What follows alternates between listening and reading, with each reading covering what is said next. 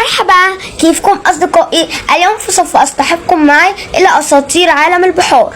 فقاعة، ممكن ما تبعديش وتسيبيني؟ احنا بقينا في أعماق البحار وأنا خايف جدا والبحر مظلم. خايف من ايه يا حسن؟ خايف من جنية البحر أو الجنية المسحورة. ها انت بتهزر. مفيش حاجة اسمها جنية البحر او الجنية المسحورة. قصص واساطير خيالية اذهلت العالم لآلاف السنين، وكانت تستخدم على مر العصور والزمان لتفسير ظواهر البحر والمحيطات.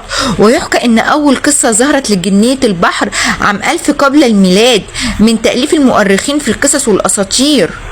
يعني أريال جنية البحر شخصية خيالية؟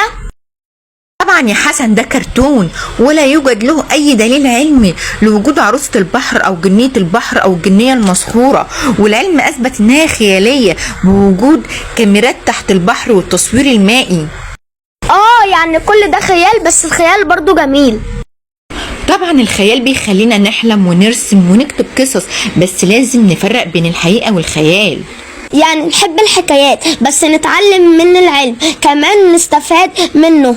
ومش كل الحكايات والأساطير حقيقية، ولكنها لا تمس الواقع. بالظبط كده يا شاطر حسن، وده اللي بيخلي البحر أحلى، إنه مليان أسرار حقيقية، مش محتاجين أساطير خيالية. وفعلا العلم هو الكنز الحقيقي.